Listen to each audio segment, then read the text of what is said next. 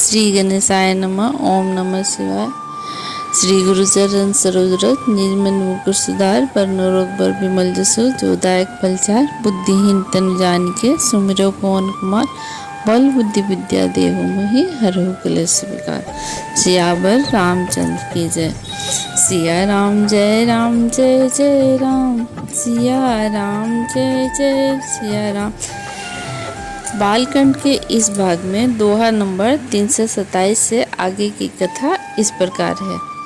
सहित बधूटिन कुंवर सभा, तब आए पितुआस। शोभा मंगल मोद भरी, उमग्यो जनु जनवास। सियावर राम जय जय राम। पुनि जेव नार भई बहु भांति, पठे जनक बोलाए बराती।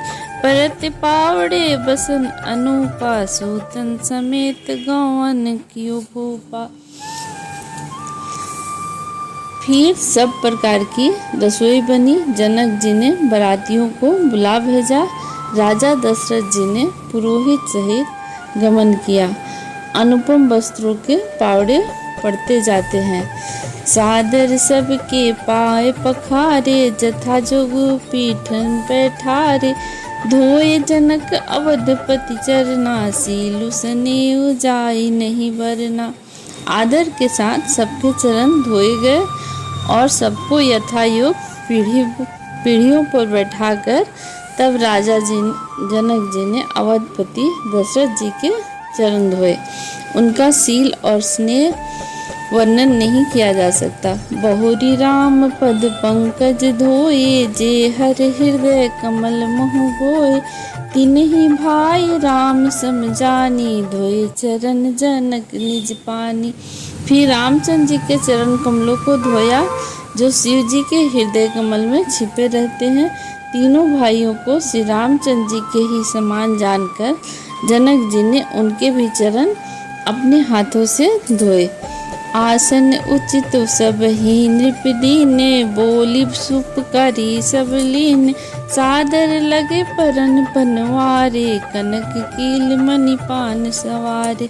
राजा जनक जी ने सभी को उचित आसन दिए और सब परसने वालों को बुला लिया और आदर के साथ पतले पड़ने लगी, जो मुनियों के पत्तों से सोने की कील लगाकर बनी हुई थी। सिया राम जय जय राम। सिया राम जय जय सिया राम। सुपोदन सुरभि सर्पि सुंदर, स्वाद पुनीत छन मोह सबके परसिगे। चतुर सिया सुवार विनीत, सियावर राम जय जय राम। चतुर और विनीत रसोइये सुंदर स्वादिष्ट और पवित्र दाल भात और गाय का यानी सुगंधित घी क्षण भर में सबके सामने परस दिए। पंच कवल करी जेवन लागे, गारी गान सुनी अति अनुरागे। भांति अनेक परे पकवाने, सुधा सरिस नहीं जाहि बखाने। सब लोग पंचकौर करके अर्थात प्रणाय स्वाहा, अपनाय स्वाहा, बहनाय स्वाहा, उदनाय स्वाहा और समानाय स्वाहा इन मंत्रों का उच्चारण करते हुए पहले 5 ग्रास लेकर भोजन करने लगे। गाली का गाना सुनकर वे अत्यंत प्रेममग्न हो गए। अनेकों तरह के अमृत के समान स्वादिष्ट पकवान परसे गए, जिनका बखान नहीं हो सकता। परसन लगे सुवार सुजाना, व्यंजन विविध नाम को जाना। चारि भांति भोजन विधि गाई, एक एक विधि भरनी न जाई। चतुर रसोइये नाना प्रकार के व्यंजन परसने लगे, उनका नाम कौन जानता है। 4 प्रकार के चर्व जोश लेह पेय आधार चबाकर, चूसकर, चाटकर और पीकर खाने योग्य भोजन की विधि कही गई है। उनमें से एक एक विधि के इतने पदार्थ बने थे कि जिनका वर्णन नहीं किया जा सकता। छरस रुचिर व्यंजन बहु जाति, एक एक रस अगिनत भांति। जेवन देहि मधुर धुनि गारी, लय लय नाम पुरुष अरु नारी। छहों रसों के बहुत प्रकार के सुंदर स्वादिष्ट व्यंजन हैं। एक एक रस के अगणित प्रकार के बने हैं। भोजन करते समय पुरुष और स्त्रियों के नाम ले लेकर स्त्रियां मधुर ध्वनि से गाली गा रही हैं। समय सुहावनी गारी विराजा, हसत राव सुनि सहित समाजा। एहि विधि सब ही भोजन कीन्हा, आदर सहित आचमनु दीन्हा। समय की सुहानी गाली शोभित हो रही है, उसे सुनकर समाज सहित राजा दशरथ जी हंस रहे हैं। इस रीति से सभी ने भोजन किया और तब सबको आदर सहित आचमन हाथ मुंह धोने के लिए यानी जल दिया गया। सिया राम जय राम, सिया राम जय जय सिया राम। देई पान पुर जनक दशरथु सहित समाज, जवना से ही गौने मुदित सकल भूप सिरताज। सियावर राम जय राम। फिर पान देकर जनक जी ने समाज सहित दशरथ जी का पूजन किया। तब राजाओं के सिरमौर चक्रवर्ती श्री दशरथ जी प्रसन्न होकर जनवासे को चले। नित्य नूतन मंगलपुर माही, निमिष सरिस दिन जामिनी जाही। बड़े भोर भूपति मनि जागे, जाचक गुण गन गावन लागे। जनकपुर में नित्य नए मंगल हो रहे हैं और दिन और रात पल के समान बीत जाते हैं। बड़े सवेरे राजाओं के मुकुटमणि दशरथ जी जागे, याचक उनके गुण समूह का गान करने लगे। देखी कुंवर बर बधु समेता, किमि कही जात मोदु मन जेता।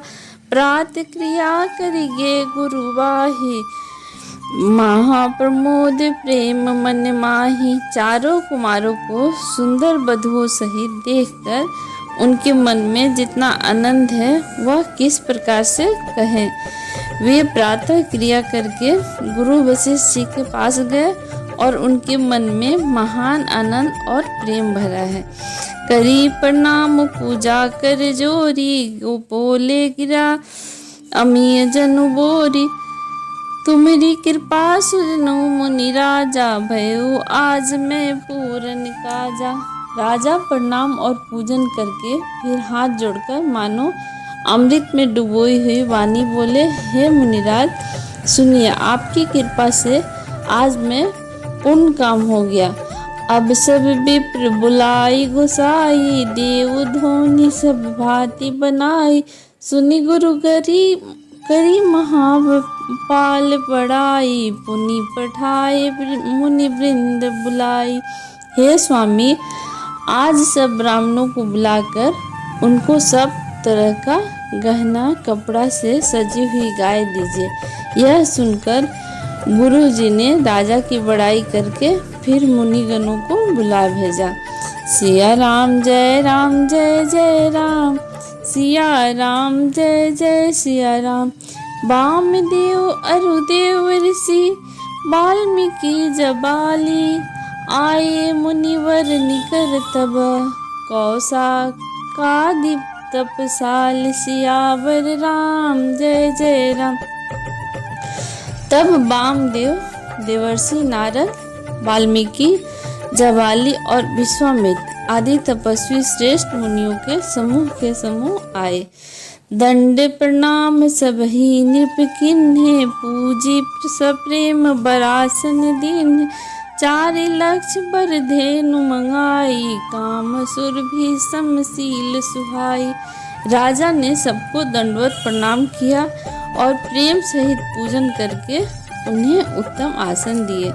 4 लाख उत्तम गाय मंगवाई जो कामधेनु के समान अच्छे स्वभाव वाली और सुहावनी थी। सब विधि सकल अलंकृत कीन्हे, मुदित मही देवन दीन। करत विनय बधु विधि नर नाहु, लहु आज जग जीवन लाहु। उन सबको सब प्रकार से गहनों कपड़ों से सजाकर राजा ने प्रसन्न होकर भूदेव ब्राह्मणों को दिया। राजा बहुत तरह से विनती कर रहे हैं कि जगत में मैंने आज ही जीने का लाभ पाया। पाई आशीष महीश अनंदा, लिए बोली पुनि जाचक वृंदा।